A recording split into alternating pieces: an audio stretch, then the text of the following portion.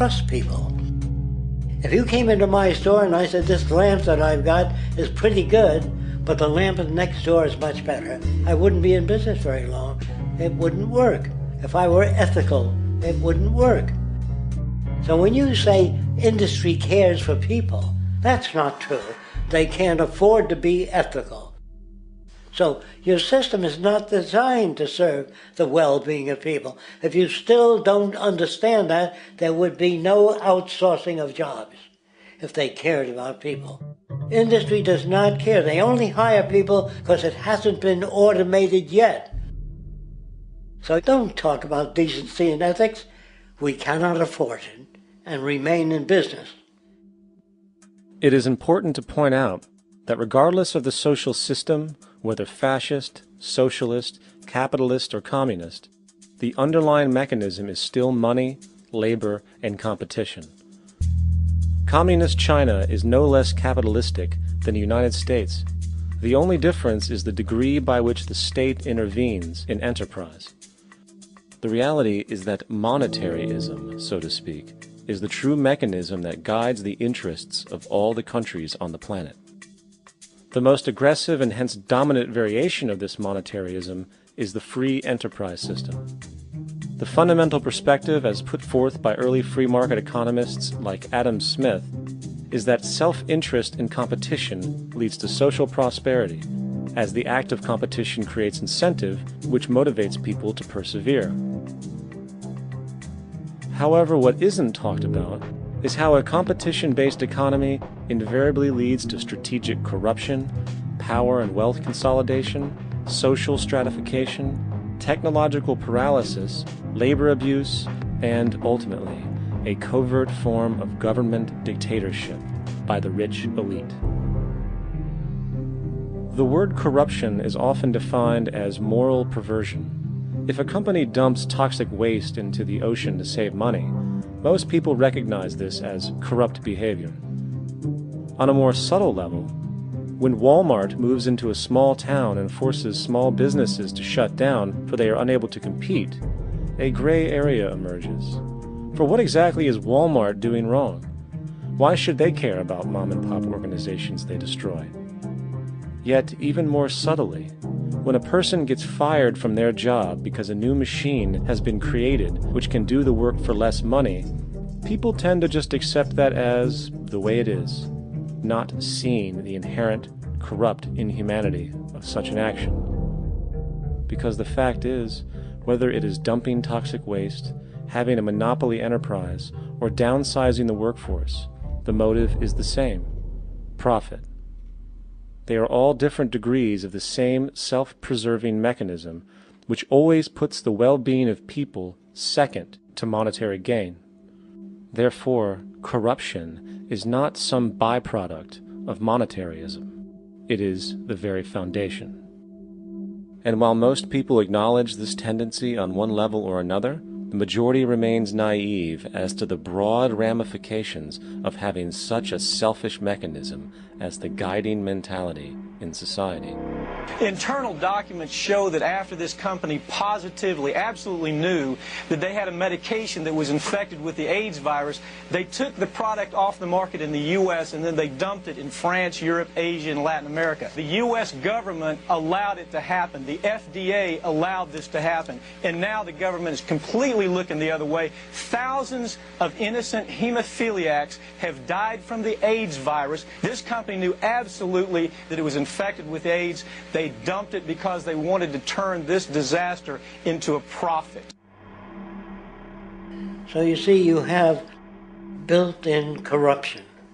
We're all chiseling off each other, and you can't expect decency in that sort of thing. And feeling that, they don't know who to elect. They think in terms of a democracy, which is not possible in a monetary-based economy. If you have more money to advertise your position, the position you desire in government, that isn't a democracy. It serves those in positions of differential advantage. So it's always a dictatorship of the elitists, the financially wealthy.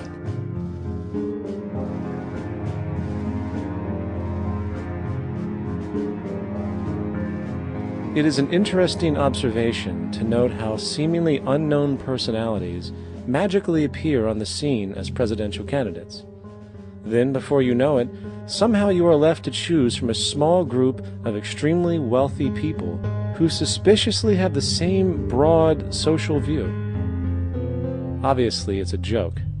The people placed on the ballot are done so because they have been pre-decided to be acceptable by the established financial powers who actually run the show.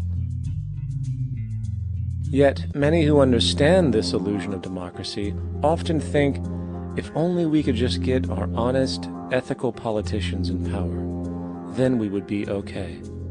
Well, while this idea, of course, seems reasonable in our established-oriented worldview, it is, unfortunately, another fallacy.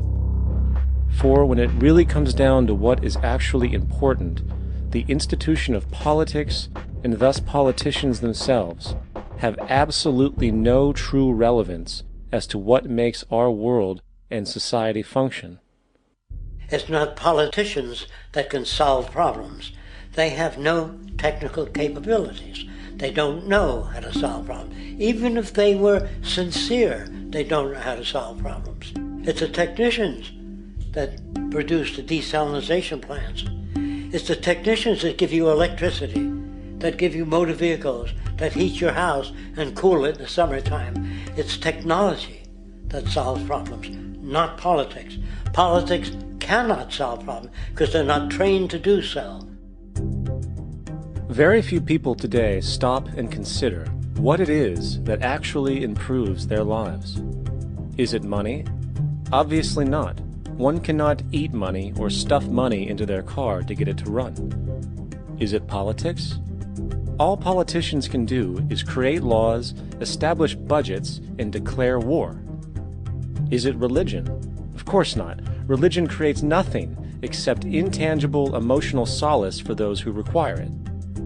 The true gift that we as human beings have, which has been solely responsible for everything that has improved our lives, is technology. What is technology? Technology is a pencil which allows one to solidify ideas on paper for communication. Technology is an automobile which allows one to travel faster than feet would allow. Technology is a pair of eyeglasses which enables sight for those who need it. Applied technology itself is merely an extension of human attributes which reduces human effort, freeing humans from a particular chore or problem. Imagine what your life would be like today without a telephone, or an oven, or a computer, or an airplane. Everything in your home, which you take for granted, from a doorbell, to a table, to a dishwasher, is technology, generated from the creative, scientific ingenuity of human technicians. Not money, politics, or religion. These are false institutions. And writing your congressman is fantastic. They tell you to write your congressman if you want something done. The men in Washington should be at the forefront of technology, the forefront of human studies, the forefront of crime, all the factors that shape human behavior. You don't have to write your congressman. What kind of people are they that are appointed to do that job? The future will have great difficulty. And the question that's raised by politicians is, how much will a project cost? The question is not, how much will it cost? Do we have the resources? And we have the resources today to house everyone, build hospitals all over the world, build schools all over the world, the finest equipment and labs for teaching and doing medical research. So you see, we have all that, but we're in a monetary system. And in the monetary system, there's profit. And what is the fundamental mechanism that drives the profit system besides self-interest?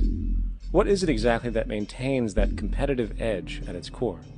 Is it high efficiency and sustainability?